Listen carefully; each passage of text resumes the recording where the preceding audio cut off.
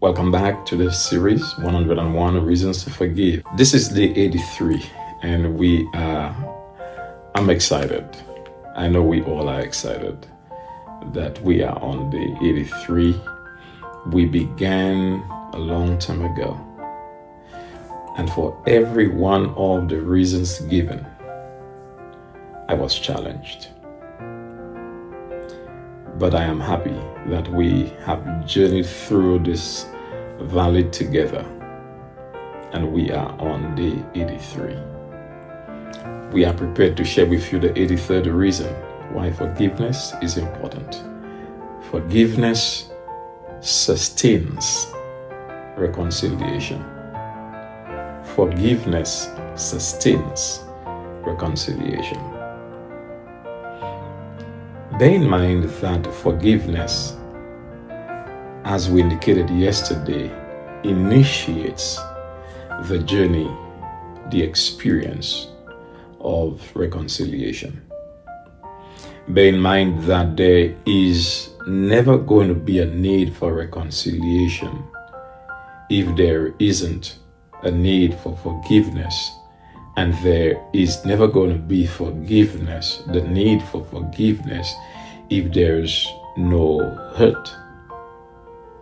So, one of the consistent themes of reconciliation has to be the existing presence of hurt, the existing memory of hurt, the existing wound caused by hurt.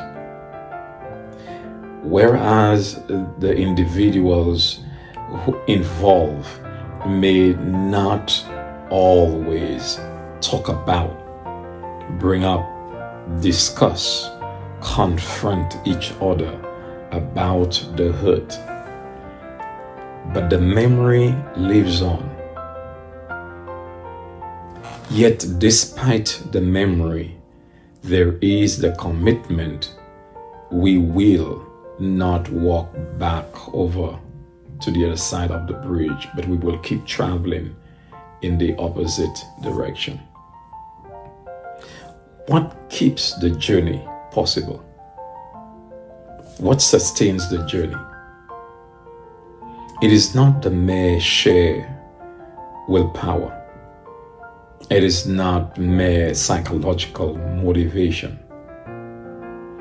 It is not mere fear of the past that keeps the reconciling happening.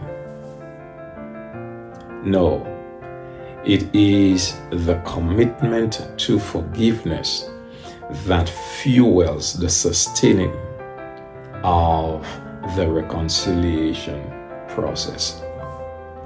Because you see, forgiveness is not for a moment in time.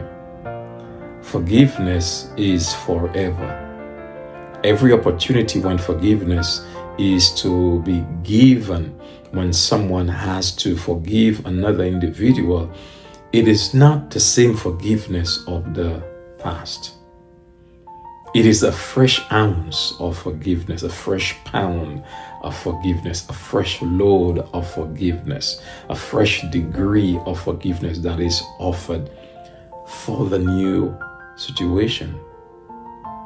Therefore, if reconciliation is to continue, it is going to need a fresh dose of forgiveness every day to sustain the relationship that was potentially possible at the time forgiveness was given, and that is beginning to materialize now. In other words, the relationship that is budding willfully on the part of those involved, that relationship is fueled by the oil that comes through forgiveness. In other words, it is the anointing of forgiveness that fuels the maintenance of reconciliation. That's why reconciliation is a tough place to go for many of us. Because if we say we are reconciling, it means we are obligated to give up the grudge that we once held. We are obligated to give up the vendetta that we once had.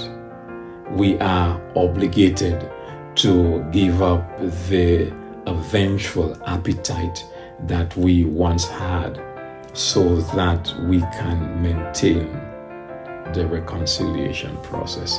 The two cannot work together. The two will not work together. It is not possible. So we cannot reconcile and at the same time hate. We cannot reconcile and at the same time not desirous of continuing to forgive, because it is forgiveness that fuels reconciliation. Tough? I'll agree. Demanding? I will agree. Necessary? Yep. Possible? Yep. What makes it possible is the receiving of the divine consciousness that authorizes forgiveness. In other words, forgiveness is a divine principle, and only divinity can authorize forgiveness and can motivate forgiveness, can plant the seed of forgiveness in our hearts that will motivate us to forgive someone else, that will allow the oil of forgiveness to flow through us to fuel the sustenance of reconciliation. Affirm with me today that you will be non-judgmental with yourself. You will be mindful of how you approach reconciliation, not because it is an easy experience for you, but because it is a necessary one so that you can grow. I am right here with you through the process. We're journeying together. Thank you for stopping by on day 83. Looking forward to seeing you on day 84 as we continue the series, 101 Reasons to Forgive. Do enjoy the rest of today.